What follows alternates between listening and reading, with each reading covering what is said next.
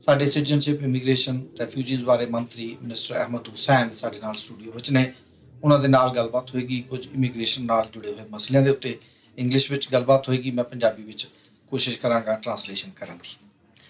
Mr. Hussain, very good morning and welcome to the studio, sir. Good morning, thank you. Thank you very much, sir. So you have worked as an immigration lawyer in the past, and now you are the head of the department. So what is the difference, and how do you feel? Well, it's every minister brings their personal life experience to the job, and mine is not any different from that. Of course, it informs me. My work as an immigration lawyer helped me to really understand the ins and outs of the immigration system. But now, as minister, one of the main things that I'm focused on is to improve client service. So making sure that our clients, whether they're foreign nationals or Canadians or permanent residents, know about the process, simplifying the process, simplifying the forms, simplifying the website, and having better response times so people are able to not be stuck in limbo, in backlogs, but also reduce wait times in all levels of immigration, in different streams of immigration applications. And we've delivered on that. And on different levels, we have really delivered when it comes to eliminating or reducing backlogs that we inherited from the Harper Conservatives, or reducing wait times, which were too long under the Harper Conservatives. So we've reunited more families. We've brought many skilled workers to Canada, and we'll continue to be ambitious in our immigration system. You have made an announcement today regarding the minority women immigrants. And yes. What is this about? It's to enable newcomer women in general in Canada face barriers to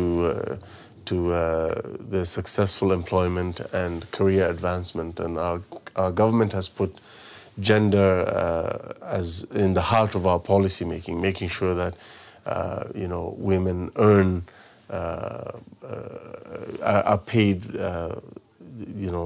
the wages that they deserve based on the work that they do, that women are included in the workforce, that women are included in the economy.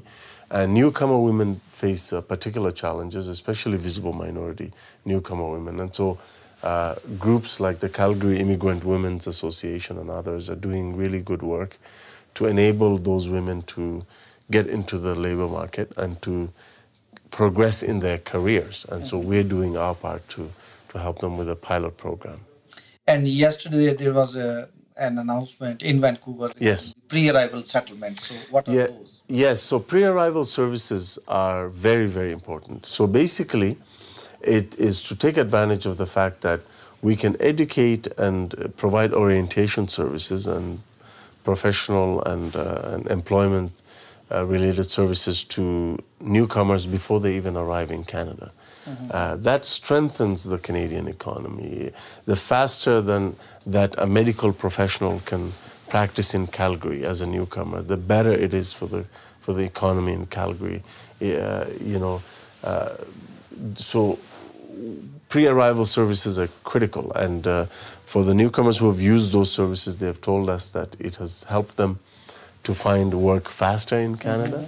Once they arrive, it has helped them to have better expectations of life in Canada, and so it has made them succeed. And when newcomers succeed, Canada succeeds. Yes. Immigrants create jobs for Canadians. They create prosperity for all of us, and we have to do what we can to give them the tools necessary so that they can succeed. It's great for our economy to do that. So are you increasing funds for that? Yes. So it's money that is meant to expand the availability of pre-arrival services to newcomers coming from different parts of the world. So there's a focus on skilled immigrants who will start the licensing process and the access to employment, and they're practicing their profession before they even arrive in Canada. The second group we're focusing on is Francophone immigrants, to assist them to settle in Canada outside of Quebec, because Quebec has its own immigration system under the Canada-Quebec Accord, and then also refugees. So for all those three groups, and family class as well, for all those groups, pre-arrival services really helps them, because by providing those services there, they can hit the ground running here. And I have many examples of people who have taken those services who are now working in Canada, who are filling unfilled jobs and who are bringing much needed skills to our communities. And for the South Asian communities as ours, has a special interest in family reunification. Yes. So we are waiting for the PGP's new program that is being revamped now. When are you going to make this announcement? Well, first of all, let's remember where we were. Under the Harper Conservatives, we only had 5,000 spaces. That's right. to sponsor parents and grandparents. 5,000 spaces. So under the leadership of Prime Minister Justin Trudeau, when we were running for office in 2015, we promised that upon our election, if we were to be elected, we promised to double that number to 10,000. And the program is very popular, as you know. We kept that promise. And now this year, we will increase the spaces to 20,000. That means Canadians and permanent residents will have 20,000 spaces to sponsor parents and grandparents. So that's a lot of good news. The other thing that we did is we dramatically reduced the backlog in the parent and grandparent program. 167,000 people were in a backlog in the parent and grandparent program in 2014. We've reduced that number by 84%. And the processing time is down from 5 to 7 years to 2 years, and we'll continue to bring it down. So that's where we are. Of course, we heard very clearly from Canadians. I do a lot of town halls and meetings across the country last year and in 2017, and they told us that that they would like to go back to the first come, first served system and away from the lottery system. So we listened to them, but we also improved the first come, first served system, because the previous system that we had before the lottery system was essentially if you paid an agent more money and I didn't hire an agent, you would be first in line. Yeah. If your postal code was closer to the processing center, right, you would get ahead of other Canadians. That's not fair. So we've changed that system, and now there'll be 20,000 spaces, and people will apply first come, first served. It'll be online. We'll just simply take the first 20,000 people who apply. But again, where there is slow internet, they will not be able to hit the button as soon as possible. Well, the flaws will, of course, there. That's why the program didn't launch on January 2nd or 1st. We're in the final touches. We're testing the system to make sure. No, I've said that it'll be in January, sometime in January. Okay. But we will, of course, we will let people know ahead of time. What we're doing right now is just testing the system to make sure that it can handle the 20,000 applicants. I mean, there'll be a lot of applicants, but hopefully. But 20,000 is the cutoff. So we'll just take the first 20,000 and start to process that. And how do you think the first come, first serve system will be better than the lottery system? Well, I thought the lottery system was actually fairer than the system we had before that, which was, who would spend more money and who lived closer to the processing center. But, at the end of the day, we listen to Canadians. When people want things to be changed in the immigration system, we listen. And so Canadians told us they didn't like the lottery system, so we changed it. And now we have a first come, first served system, but no need to hire agent and pay them thousands of dollars to stand in line at the immigration office. Those days are gone. Now everyone can sit in front of the computer. We will give notice of the date ahead of time, and they can just apply, and we'll take the first 20,000 qualified applicants. That's good.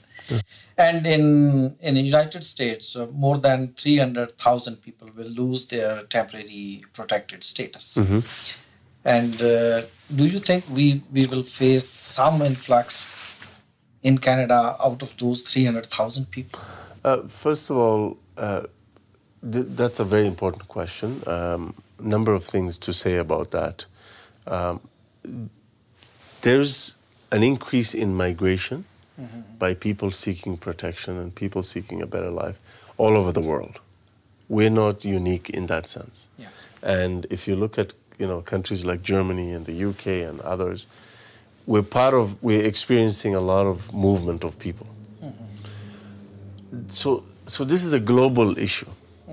And the way to deal with that is, of course, nationally, but also to work with other countries. And that is why I was in Morocco recently to work on the Global Compact for Migration in December. It is a framework to enable countries to work together to manage the challenge of irregular migration, but also harness the opportunities of a regular migration, which we in Canada know about, right? So that's number one. Number two, in 2017, we learned about the experience there. There was an increase, and we increased our outreach program. Minister Rodriguez, before he was named into cabinet as a member of parliament, he went down as one of the envoys. We had two other members of parliament, Randy Boissonneau from Edmonton, as well as Emmanuel Dubois from Montreal.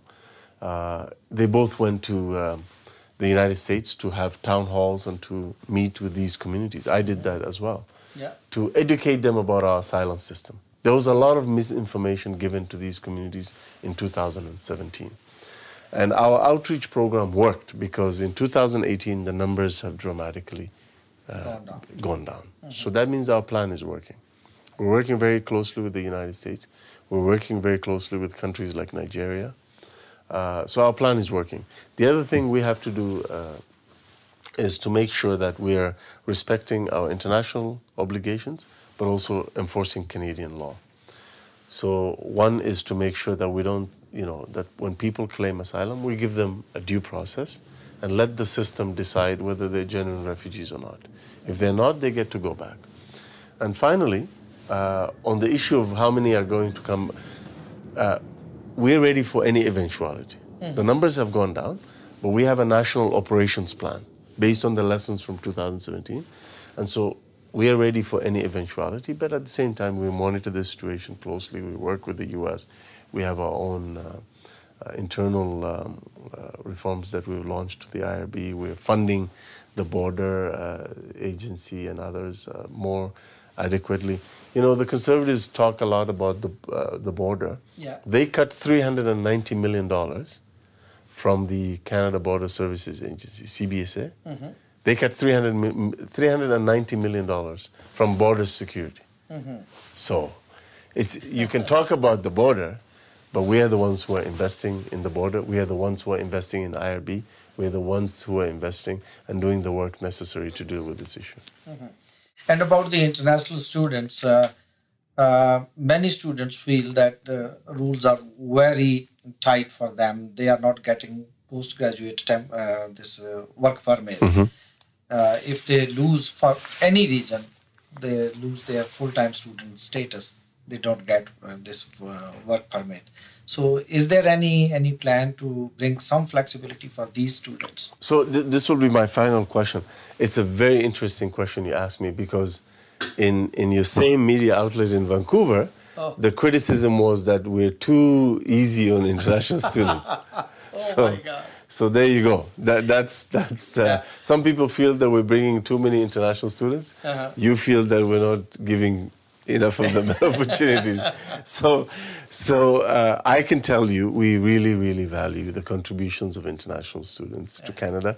As you know, our government, every year we welcome more international students. They contribute $15 billion to our economy, to our GDP, more than softwood lumber. Oh, wow. Did you know that? No. Yeah, so great contribution and increasing. So we want more of them to come and study in Canada. And when they go back to their countries, they become really good ambassadors for Canada, and they connect us. But they don't go back to their country. Well, no, a lot of them go, but some decide to stay and they apply for the postgraduate work permit. All those who qualify get it. We actually are one of the most generous countries when it comes to helping international students work and have a life beyond school. So I'm very confident in our approach to international students. And one last question, I won't take much of your time, I know you're busy, about the nannies. They are still waiting for the fate. We have reduced their processing time from 5 to 7 years under the Conservatives to 12 months. Their backlog has been eliminated by a huge amount. They're very happy with the progress we've made. I stood up in the House of Commons, and I've said this in different media interviews in public. We will always have a pathway for permanent residency for caregivers. So they have nothing to worry about. I met with the community on a number of occasions. We tested 2 new pilot programs, and the assessment is ongoing now. But we will have a revamped program very soon. But it will not eliminate access to PR. I told them that, and we will deliver on that promise, just like we delivered on the promise to help clear the backlog for caregivers. Yeah. And your message are ready for listeners. They should be proud of Canada and our ability to be a global leader in attracting talent and skills to Canada. We've made a lot of progress on family reunification, which is a priority for our government. And yes, we should be very proud of the fact that we continue to have our humanitarian tradition where we welcome people who are fleeing persecution and war and violence and terrorism. Thank you very much. Okay.